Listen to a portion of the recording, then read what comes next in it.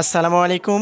জাতীয় বিশ্ববিদ্যালয়ের 2023-24 শিক্ষাবর্ষে অনার্স ভর্তি ছাত্রছাত্রীদের আপনারা অনেকেই আমাকে অনেক প্রশ্ন করেছিলেন। তার ভিতরে সবচেয়ে গুরুত্বপূর্ণ যে প্রশ্নগুলো ছিল সেই প্রশ্নগুলোর উত্তর দেওয়ার চেষ্টা করব।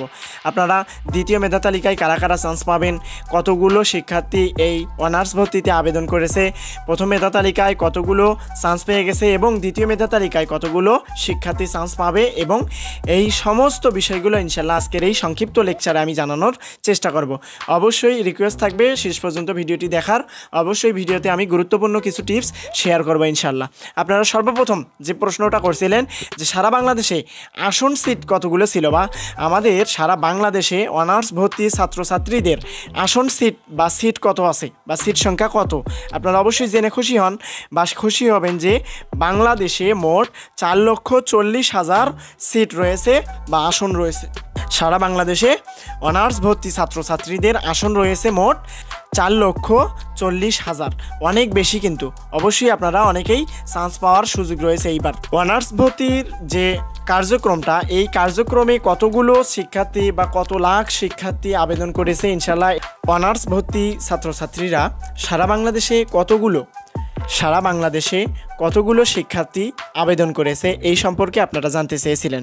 ইনশাল্লাহ আমি সম্পূর্ণ ভিডিওটি অবশ্যই আপনাদের এই টপিক নিয়ে আলোচনা করব।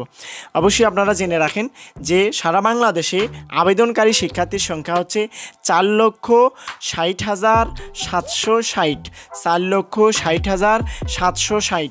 আপনারা অবশ্যই পূর্বে শুনলেন যে আসন সংখ্যা আছে 4,40,000 আর শিক্ষার্থী আবেদন করেছে 4,60,000, তাহলে মোট বেশি আছে, মোট 20,760 জন। মানে এই 20,760 জন স্টুডেন্ট কি পাবে না, চান্স পাবে না। এরপরেও আমরা প্রথম মেধা তালিকার যে চান্সটা দেখলাম, এই প্রথম মেধা তালিকায় চান্স পেয়েছে প্রায় 2,65,368 জন শিক্ষার্থী। তাহলে প্রথম মেধা তালিকাতে চান্স পেয়েছে 2,65,365 জন বা 64 জন চান্স পেয়েছে। এবং আপনারা এইটা জেনে খুশি হবেন যে আসলে দ্বিতীয় মেধা তালিকায় এখন চান্স পেতে চলেছে। আপনারা অবশ্যই জানেন যে 1 লক্ষ শিক্ষার্থী, অবশ্যই 1 লক্ষ শিক্ষার্থী অবশ্যই আপনারা চান্স পেতে চলেছেন।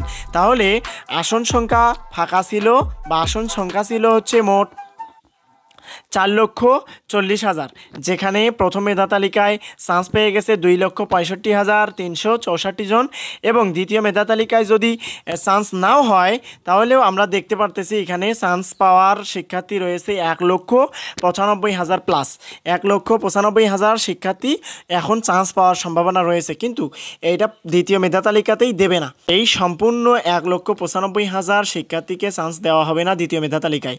আপনারা অবশ্যই জেনে রাখেন আপনাদের যে 3টা রিলিজ স্লিপ রয়েছে, প্রথম রিলিজ স্লিপ, দ্বিতীয় রিলিজ স্লিপ এবং তৃতীয় রিলিজ স্লিপ, এখানেও কিছু শিক্ষার্থীদেরকে ভাগ করে ফেলানো হবে কোন কোন শিক্ষার্থী কোন কোন কলেজে ভর্তি হবে।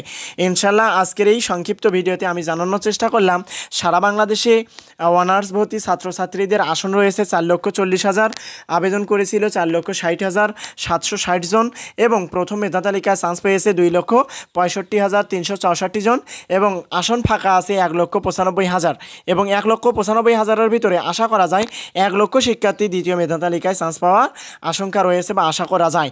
তো আশা করা যায় আপনিও এই দ্বিতীয় মেধা তালিকাতে রেজাল্ট পেয়ে যাবেন।